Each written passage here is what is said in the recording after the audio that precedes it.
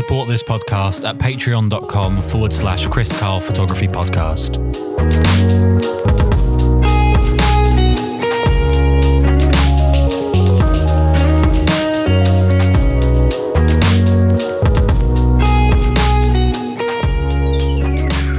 To start off with, before we get to landscapes and cameras and all kinds of craziness, how did you find photography for the first time? Oh, well, for the first time, pretty much I grew up in a mountain town, Estes Park, Colorado. Went to high school and stuff there. And really, I liked being outdoors. I enjoyed the place, but I don't think I really appreciated it too much until I left there. And I moved to Phoenix, a giant city of 5 million people. And from there, I just got out into the desert as much as I could. And my dad sent me some like crummy 1 megapixel camera. I was like 18 at the time. He sent me some awful digital camera, and I went out into the desert and took awful photos with it and didn't know what I was doing, but I realized I quickly liked it. So that was the beginning of it for me. From there, it evolved quite a bit, obviously, going from 35 millimeter film, mostly because I just wanted a cheap camera that had more of the features, and I couldn't afford a real digital camera. And then from there, I got hooked on slides, film in general. When I wanted to go bigger, wanted to make bigger prints, I just went straight to 4x5. And in terms of genres, I mean, it feels like a lot of people, when they pick up a camera, it feels like they kind of pick a genre very early and tend to stick with it from then on out. Was it a dislike of photographing people? Because I know a lot of people do tend to go down the portrait route. Oh, yeah, people are terrifying. So, yeah, can't do that. No, it just, I think part of it then growing up in the mountains, I mean, the landscape spoke to me, even though I didn't really know it when I lived there. So being out in the desert, and then I moved to Eastern US. So I was in these forests, Virginia mountains and forests there. And just really, I wanted to be out there and record it in some way. So landscapes became the main focus really from the get-go. I mean, landscape photography is something that has always seemed to escape me in the sense of getting the feel for it, getting the understanding of it. If I'm not photographing a person, I tend to start to flap a little bit. In terms of landscape photography as well, it feels like it's the most non-photographic form of photography in terms of skill set. Not that it's a bad thing when it comes to your photographic skills, but you have to have so much extra stuff going for you. You have to understand like weather, you have to understand climate, you have to be, I am assuming, in good shape to be able to hike to all these amazing locations. It feels like there's more intangible skills involved with landscape photography than any other type of photography. That's really interesting. Some people would almost say, and it's very true, because there's all of these skills, I guess, more about nature than about photography, where I've heard some people make the argument that landscape photography is almost the easiest because all you have to do is be somewhere pretty and take a photo, and, that nature does it for you kind of thing. But it's, what you point out is that that's kind of not true. You just go somewhere pretty and looks like crap out because the conditions are not good at all. You're not going to get any good photos. So if you don't really kind of have that drive to go further, learn about when the good light happens, and then just spend a lot of time dealing with crummy light until you get good stuff, that's part of it. So, for me, I feel like portraits are where there's more involved, to where I have to control this other person. And that, to me, it's easier to control the landscape, even though it's a rigid rock. Does the lack of feedback from a subject ever cause you an issue, in the sense, like, one thing I found with traveling in America is that so many vistas are just so broad and so wide, and there's so much there that I almost get overwhelmed with picking something out from the scene. Right. If you're looking at a lot of the Western US is just empty space. I mean, it's a lot of everything. And then there's areas that are too chaotic. So I guess as a landscape photographer, you learn to figure out what makes an image, what makes a scene. So this kind of comes naturally at some point. One thing I've noticed with, I mean, just to swipe through your Instagram like a complete hipster, it's really obvious that color is just such an amazing feature of your work. Do you see color as being a main compositional component, or are you someone that goes out, you start off with light, or do you start off with location and wait for the light? What's your process? I've become pretty strong about color. Definitely.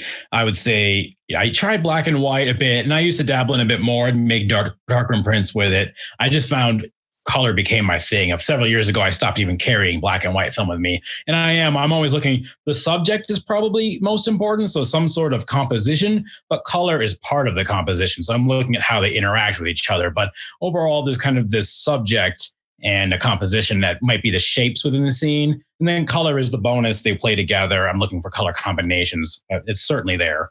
I mean, what are you doing in terms of scouting? If you're looking for these locations, it's got to be difficult in the sense that if you go by looking at other people's work, you're going to end up reproducing other people's work, which I've heard is a common complaint with landscape photographers, is almost trying to hide other people's work from themselves so that they go in with a fresh set of eyes. What's your process for scouting?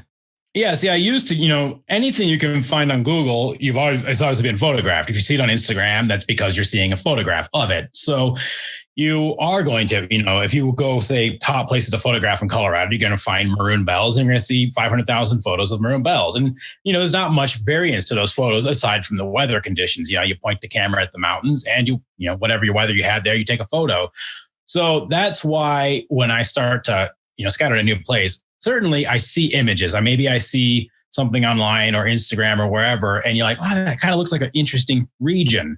So anymore, now that I have the time, I used to be taking, weekend trips or just a week-long trip, but this is what I do now. So I have the freedom to take longer trips. I can be out there for a while. I don't feel this urge to take a ton of productive images in a short period of time.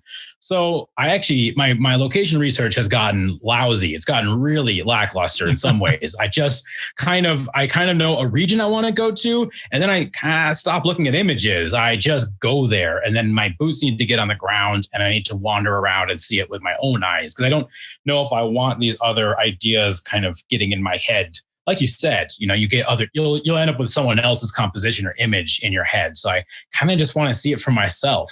Well, I have a really pathetic version of that, which is essentially because I shoot about 60 to 70 weddings a year when the world isn't ending from a pandemic. I do my absolute best to not look at venues like websites or not look at previous photographers that have photographed in the same places that I'm going to end up at, because then you end up with the mindset of like, well, they did this, they did this, they did this. And it's hard to get an idea out of your head, right?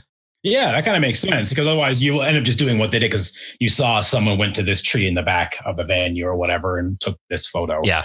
So you're kind of doing it the same way. You're not allowing your mind to be, I guess, poisoned by someone else's ideas. Not that that's the worst thing, but you're not allowing that in there.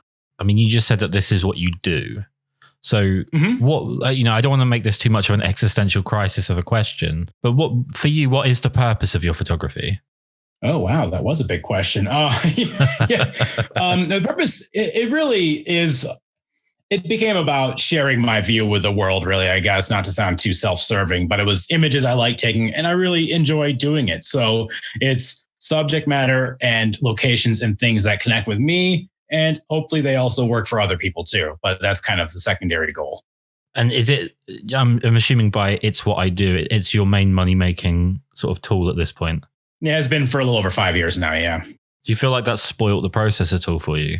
No, that's the great thing about landscape photography is like I didn't change my priorities. I don't head out to some place and feel like I better make a money-making shot here. I have no desire, nothing like that. So it still is 100%. I create the images I want to make and then worry about selling them after the fact. So I don't even consider the photography side of things to be billable hours, if you will, where, with the portraits, you're dealing with a client for the most part who is paying you. So with a landscape, I'm not expecting any sort of compensation from the landscape.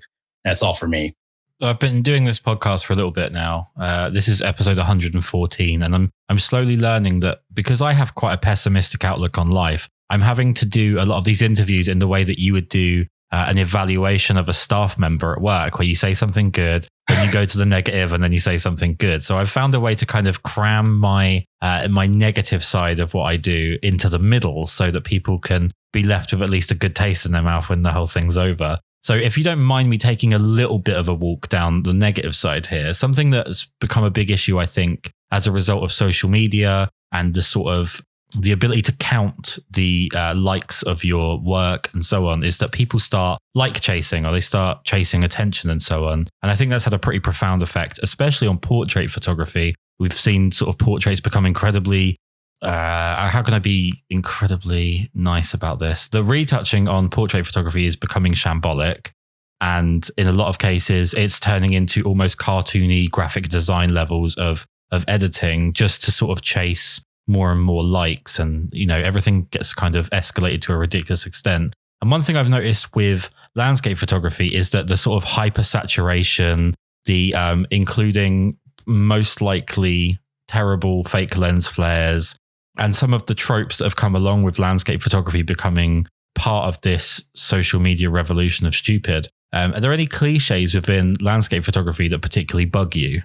I mean, I try not to let them bug me. You just kind of see it. I mean, the tent on the edge of a cliff that, clearly is not a place where you put a tent.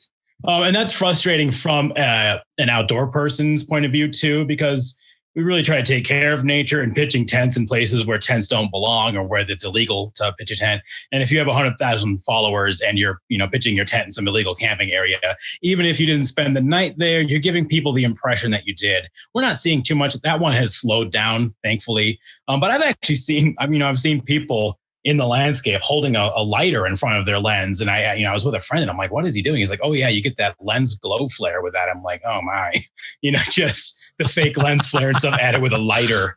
And so yeah, you definitely, you see a lot of things. Really, it's pretty easy to avoid it. Unless you scroll through Instagram, as soon as you start seeing sponsored posts, you just put the phone down is really all you should do. Because you're just going to see a lot of that stuff. And as I follow more landscape people, I'm going to see a different probably set of images than you would. So you probably see those portrait cliches and I see all the landscape ones day in and day out. Well, it's interesting you talk about people kind of irresponsibly influencing like the tent on the side of the mountain type thing, because I've noticed that Iceland has seen a real issue with it becoming a bit of a hipster hotspot for landscape photographers. I believe they're not really landscape photographers. They're usually just content creators, which is usually a good sign. Influencers, Yeah, that they're a dickhead, essentially. And they've had a real problem with people flying drones when they shouldn't, people walking onto landscapes that they shouldn't, damaging stuff that they shouldn't just to get a photo. In fact, even where I live in this tiny little part of Hampshire in England, there's a poppy field that's had to be closed, even with the pandemic, because the sheer number of people going there, just trampling it to get a selfie. Is that like kind of preservation of nature and that compassion towards the places that you're photographing something you think is being lost on the next generation? It seems like it is. And I don't know, because I always like to have this idea that the percentage of people being jerks has remained constant.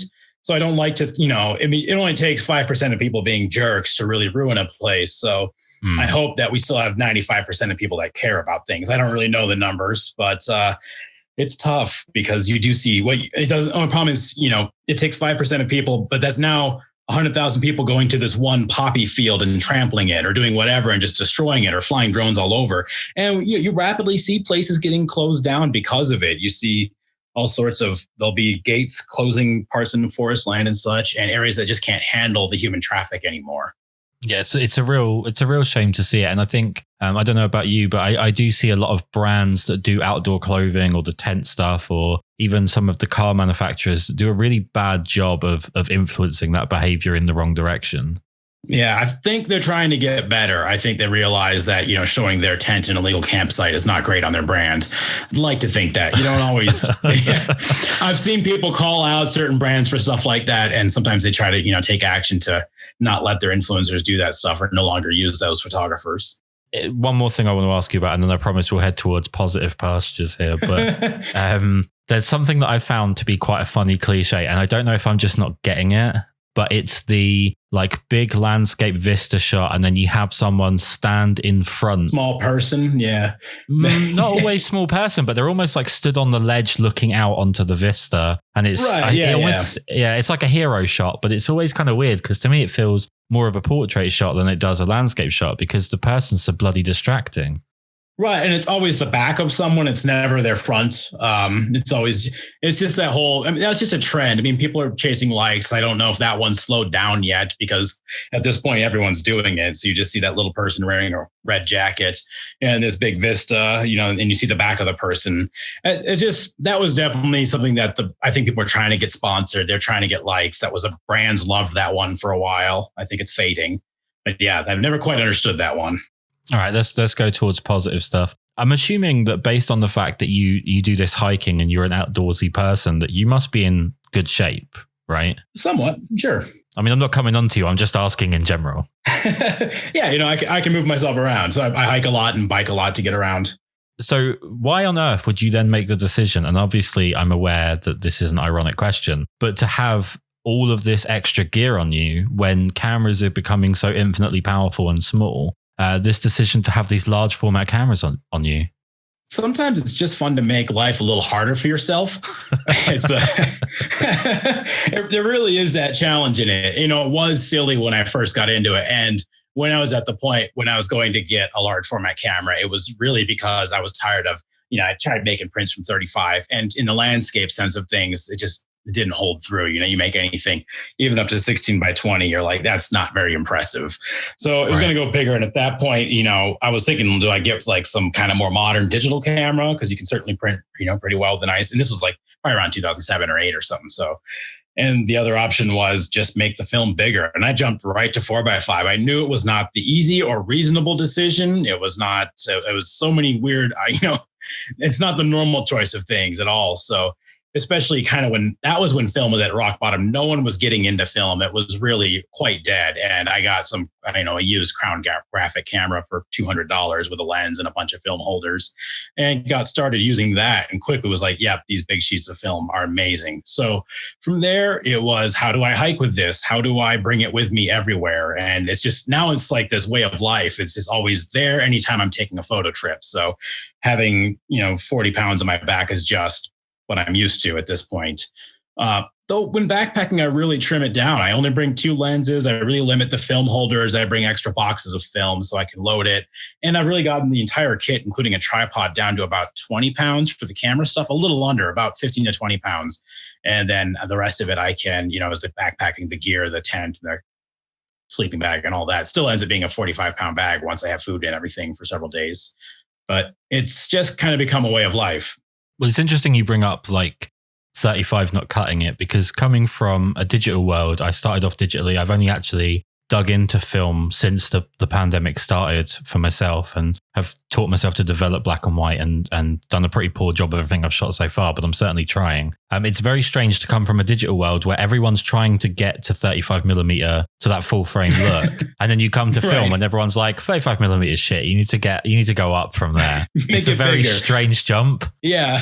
Yeah, it's kind of interesting. In terms of like comparing the formats, obviously you lose convenience as you get bigger with the film size. But what is it that 35mm doesn't do for you that 4x5 does? Generally it was just the sharpening. I wanted to make big prints, and I think if your images are more about the action or portraits, you can make pretty large prints from a 35mm. I think Galen Rowell was all 35mm, and you get quite large prints from that. But it's more of these action mountaineering shots. It's a little different. But when you're just going for this extreme pristine beauty, it kind of falls apart when you make a big print. The detail really goes a long way in the bigger film format. And what's the learning curve like when you go up to 4x5? Because if I'm honest, and I don't tend to swear too much on this podcast, but it's fucking terrifying to think about. It's really just a bigger camera, actually, in some ways. And that's where the simplicity of it in some ways became addictive. And now I occasionally use medium format, and I'm kind of like, what is this thing? Why is it too complicated? What's with the batteries and all that? So I actually really end up liking the simplicity.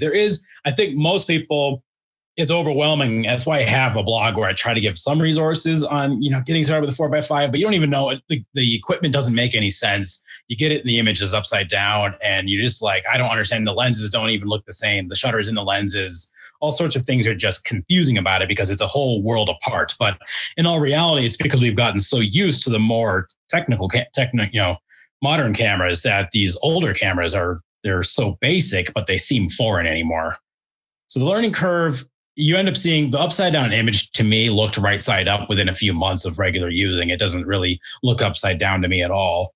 And you just get used to it. You have a separate light meter, and you have to do all that yourself. But it's really quite a simple device. It's just simple. It's pleasant to use. I mean, I've recently picked up a Bronica ETRS for portrait shots, and it only had a waist level viewfinder. And I attempted to shoot it portrait orientation with the waist level viewfinder. And I confused myself. Well, I confused myself so much. I think I almost gave myself a stroke. So listening to the idea that you're seeing stuff upside down as completely normal is mind blowing to me.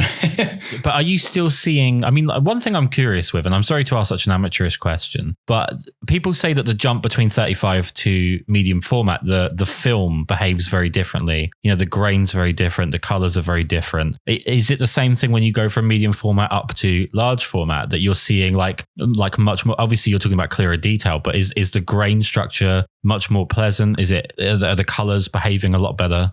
I've always kind of made the argument that it's, Velvia 50 is the same on all three, formats. It wouldn't really matter so the grain is the same. It's just that you have so much more image out of it. You have, the grain takes up smaller parts of the scene. So you end up with all this detail, and the colors behave different. There's just that better tonality, the smoothness of colors in this big sheet of film, So when you have this gradient of, changing hues across the sky, there's just so much more subtleties that come out in a big print where it's not lost in this enlarged grain as you blow up a 35 millimeter shot. So I would say there's really not so much of a difference between them. It's just bigger in all reality. So bigger, sharper, clearer.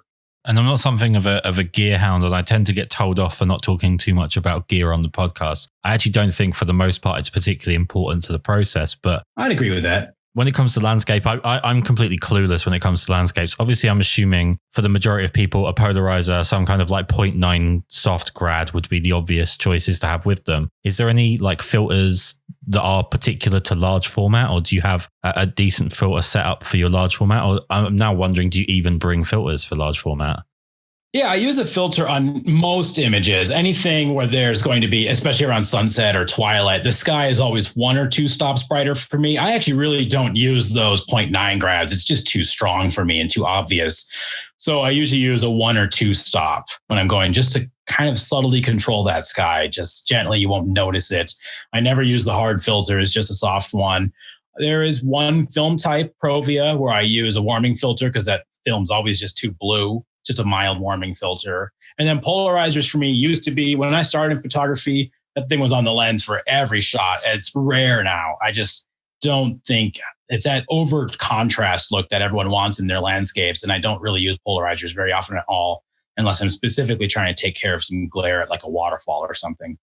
And then to move into the next part of film photography in the process, the part that I have a confession to make. Last week, I punched a scanner. I got so fed up with it misfiring and the problems I was getting. And I do have the patience and temper of a sort of mid 18th century European dictator. So I lost my proverbial shit, and honestly, I've got no time for anything. And this was just pushing its luck. And I did end up putting my hand through a scanner. So I will admit the scanning process is something that I can't get my head around. It's something that you seem to be absolutely phenomenal with. Can you just talk a little bit about the art of scanning and maybe where it's getting lost on people like me? Right. Scanning is probably, I think a lot of people think they're going to dive into film because they don't have to edit their shots anymore. And it's just going to look beautiful the way it is. And then, especially if they shot negatives, they get these, orange pieces of film back and they try to scan it, and the scanner just completely destroys them, and they're frustrating and they're slow. They're really, the software is all 20 years old and they're painful to use. They really are. You need to breathe and slow down and you have to learn to love your scanner, because they actually are amazing machines. Even kind of lousy scanners, your little dedicated film scanners that people buy used, whatever the Plus Techs or the Nikons and stuff, they're actually great scanners. And even the Epson flatbeds can be talked into making a pretty good photo. You just have to learn to love them and learn to work with them. The biggest problem is those horrible software programs are expecting someone who has no idea about technology, just put a piece of film in there and then I think my Epson has a print button on it. So you can it's like designed to do, it's an easy scan button. So it's a button where you would just press it and it would just scan it with no adjustment. It would just do the auto thing, and you would end up with a bunch of junk is what you would have. You just have to find your way to turn off all of those horrible auto settings, because they want to turn sunsets into daytime light. They want to turn everything into what doesn't make sense at all. And you just have to really get down. Most people are going to end up spending a little more time editing when it comes to film, in all reality, at least until they get their workflow figured out. You can end up realizing that this is kind of your quick curves layer that gets your film shots looking the way you want them to. You can get it dialed down, but at first you're going to be learning. That's probably the biggest learning curve is scanning, and the most frustrating one. Yeah, my left hand would agree. Did it hurt you or the scanner more?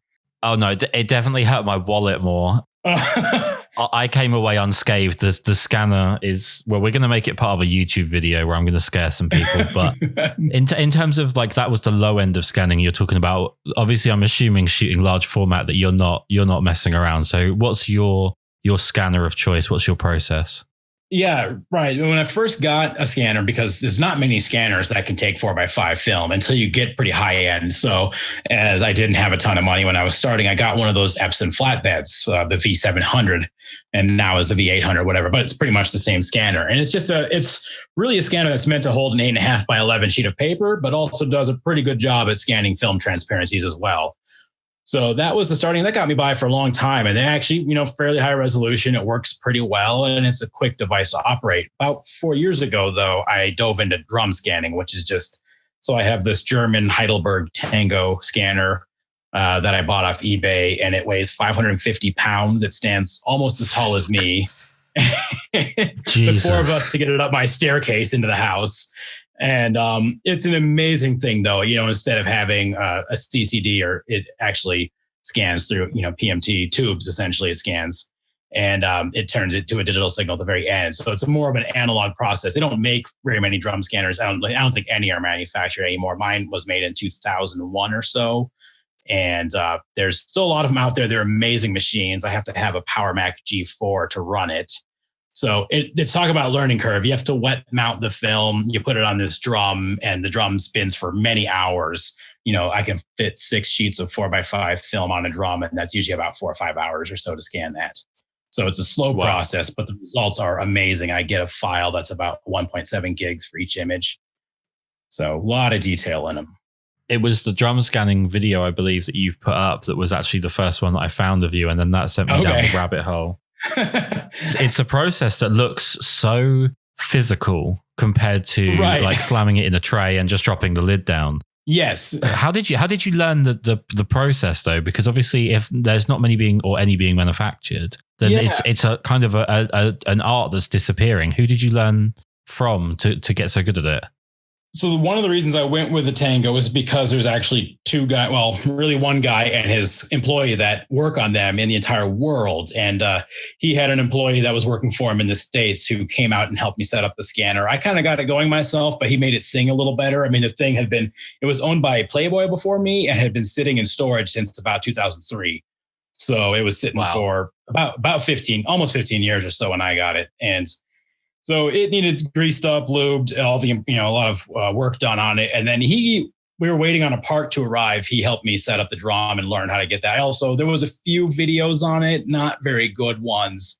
This guy had some good experience. And then from there, you kind of dial in your own method. Like you said, it's a physical process. I have to work with this tape and really get all the fluid bubbles squeezed out and everything. It's just it's pretty fun, actually. And you get it down pretty quickly. Well, you just sound like an impossibly positive and patient person, and that tells me that there's something that I probably could never do.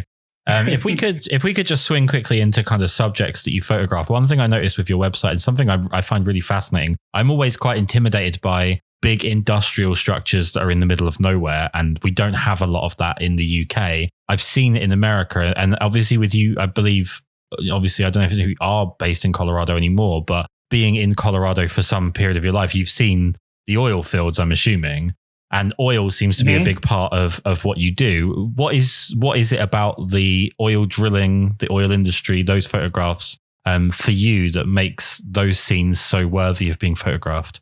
So that series has kind of slowed down for me, and I've been kind of doing different stuff on the prairie. But that that was actually local to me, all of that stuff. What happened is I live in Greeley, Colorado, which is I'm about an hour from the mountains, and I'm an hour from the open prairie. So I'm kind of in the narrow urban corridor of Colorado.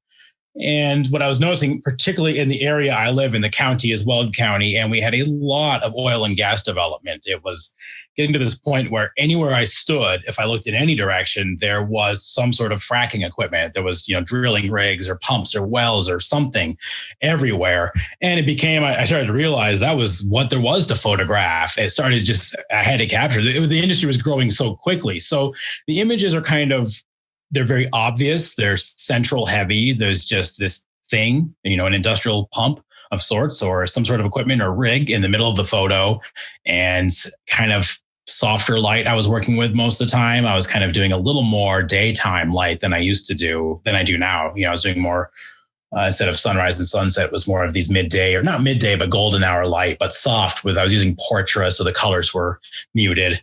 And it was just kind of working with what I had around me. It became a documentation to show how the industry was rapidly growing around. And is it something where, I'm assuming if you're local to it, you see it all the time, it's not going to draw a tremendous amount of local interest, but for people further afield, idiots like me in a country that doesn't even know what that kind of stuff looks like, it's going to be fascinating. And you kind of have to trust the process that those images are going to be interesting to people that are a bit further afield. Yeah, that's pretty true, because someone in my area would be like, what are you doing photographing that? That makes no sense. We see them every day, but it was so interesting to see these pumps. You just see one of these pump jacks, and then around it is that's our kind of how we get to cheat with photography. You never know what's behind me in the image, but in the image, it looks like there is just this one object, and then it could be hundreds and hundreds of miles of absolutely nothing around it. It just looks kind of bizarre to see this thing out there, and it's all under these great plain skies. There's always good skies in the images, and it's kind of it's an industrial thing. Where's the rest of it? Why is this thing all alone out here? And that was part of it.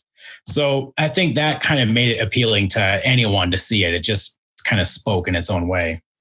One thing you mentioned earlier is that film photography went through a bit of a doldrum where people had completely abandoned it. And I think we've seen in the last 3 or 4 years, especially the last 2, it seems to have really picked up quite a substantial amount of momentum when it comes to Instagram, YouTube, and so on. Idiots like me picking it up. So it's obviously doing something. In terms of this influx of new film photographers, one thing I'm noticing is that there are an awful lot of people, and I think this is just a common trait in general with YouTube generation, sort of anything.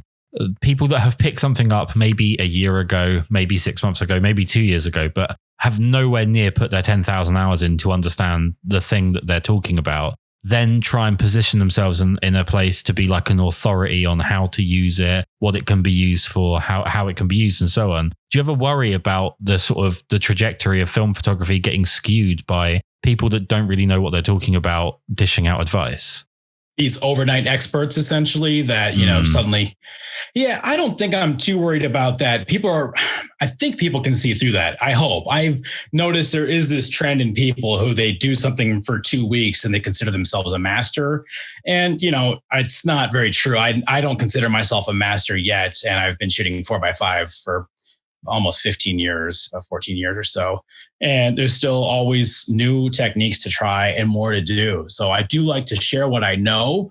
So I guess I could have been I've been sharing my information for quite a while now. So there is some of that. I guess maybe I was just one of those guys who became an overnight expert, but I like to think I gave it more time. And I don't think it'll skew things too much, though. People are always looking for good, genuine information from someone with some experience. Yeah, I think like maybe in the digital sense, photography suffered quite badly with people that were very B-roll heavy with their YouTube videos. So it was a lot of icing and not a lot of cake. Yeah, it looks real pretty. Yeah, yeah, and it's got all the substance of a 40-year-old actress in California. In terms of your blog, I mean, you talked about you putting information out there. I have to say, I absolutely love your blog on your website. Appreciate it. Well, the information you're putting out is just not done in the way anywhere else that I've seen, in the sense that it feels like you really do try and cover the full subject, not give out a small piece of information and then, get frustrated with the stream of questions that probably fly at you. It seems to be incredibly comprehensive. Right. Do you have like quite a desire to share information on what you're doing? And if so, why? Right. I think you'll see a lot of people that are very secretive with their information because it's as if it's their, my only knowledge and no one else can know the stuff. So they share those irritating tidbits that just make people wonder more. You'll notice I don't write that many posts a year, but they're detailed. They do take a while to write, and I really think through them. And So I am trying to share what I know, really. I think that the more people know together, the more collectively good we all get. So I don't really see this reason to hide the information. And I really, truly do enjoy people coming to me as a resource and enjoying what I have on the blog, because there is a lot of information on there. And I just want people to be better and enjoy it, to have fun with photography, especially film. Well, it's weird because I studied history of medicine at school. And I always think about the people that like to kind of hold back information to themselves. Mm-hmm. And I always think about the history of medicine. And if people had done that within, the realm of medicine, how far, even further behind we'd be at this point, just because people don't want to give up their secrets. It seems kind of daft, because I had Ryan Brenizer, who's a phenomenal wedding photographer, on episode 99. And I've heard him say several times, if you're relying on like a secret technique and you're the one that's holding it back, then when someone else figures it out, you've got nothing left, right? You've had your crutch pulled out from under you. Yeah. Yeah. And I would say, in all reality, I think a lot of us, especially in the younger age, we get into this and think we've learned some secrets, but we're probably just doing something that people have been doing for 100 years in terms of photography. I don't know. I mean, there's definitely new things going on, but it's not like, shooting film, I'm just kind of relearning some of the stuff from the masters back in the day. So kind of learning in my own way. I think what I have is I like to have a different way of telling it to people that maybe works to a newer crowd that are not familiar with film. And I think that might be some of the difference. I like to share it and help people grow. But like you said, there's no point. I don't think there's that many secrets being held on to. You might think you have this one and only thing, but someone else is going to figure out how to, build the bomb, if you will, as if someone's going to beat you to it eventually. Yeah, a mutual destruction situation. It's funny. I have a profound, I suppose fear is not the right word, but a sort of terrified respect for people that do something that I wish I could do. Like, previous masters, someone like Peter Lindbergh, his photography absolutely terrifies me because of how amazing it is. And I do feel like a lot of people coming through don't have that healthy fear of amazing work. They, like you said, they think that they've discovered something new, and really they're just kind of retreading incredibly worn ground.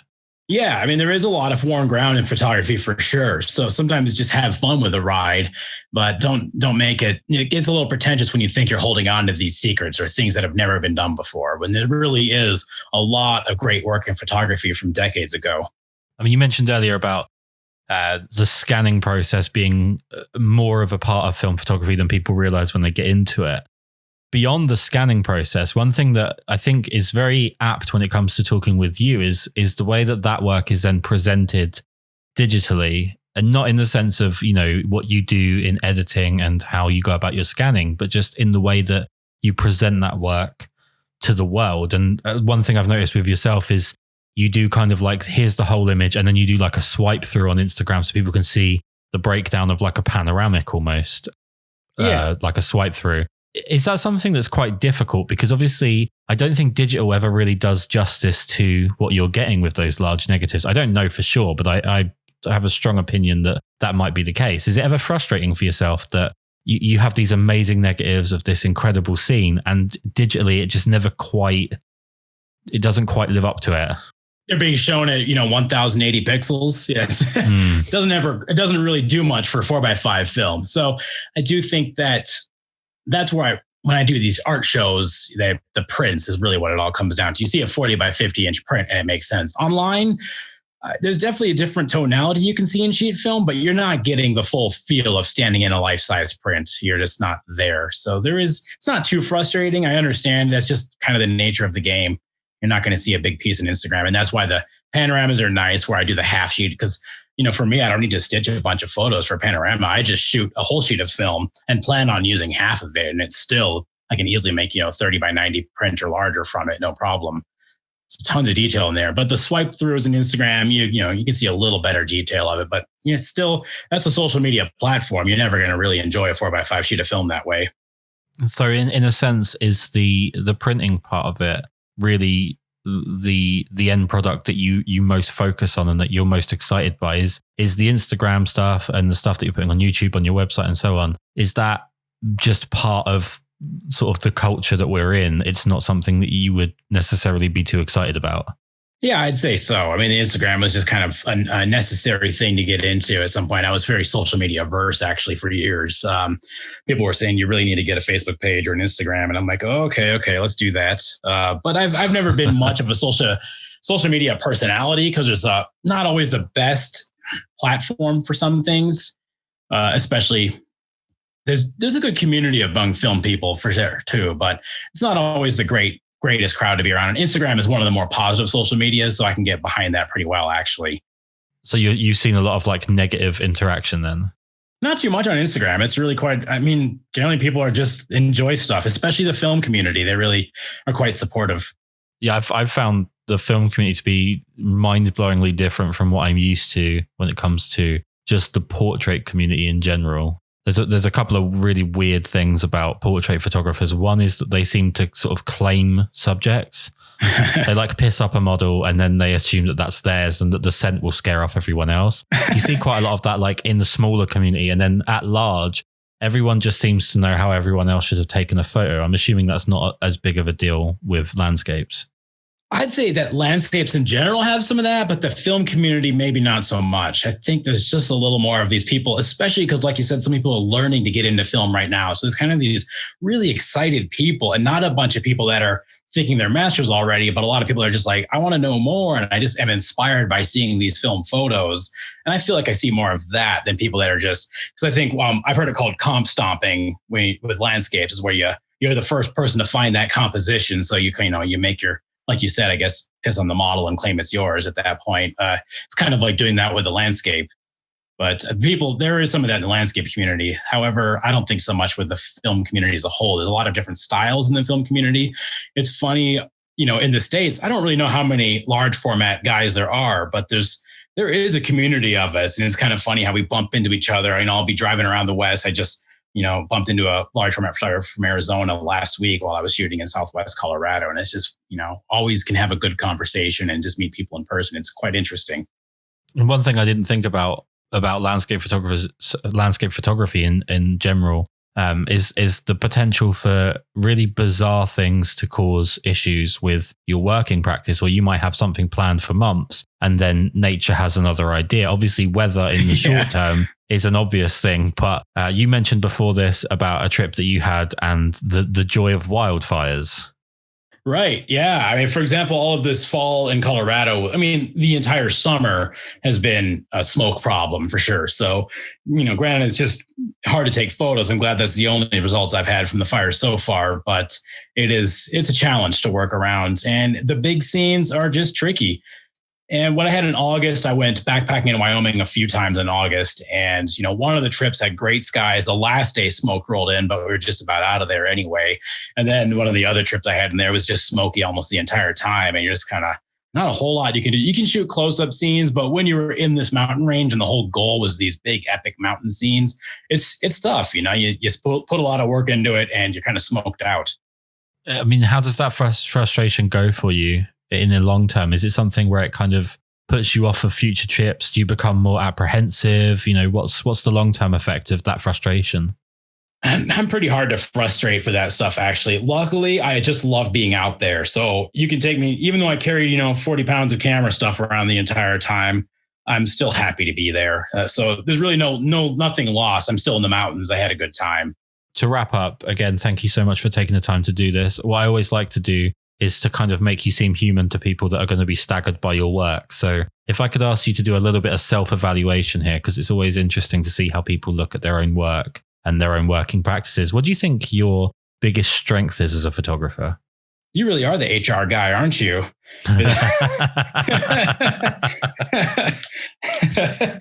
One of my biggest strengths is, I think, persistence. I really do get out there a lot and try to shoot as much as possible. A lot of landscape people do that as well.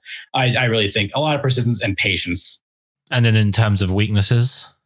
I think sometimes you get a little comfortable shooting the same things over and over. I've been kind of a break out of that with the newer Prairie series I've been working on, but I think that comfort with shooting the same subjects really can be a problem.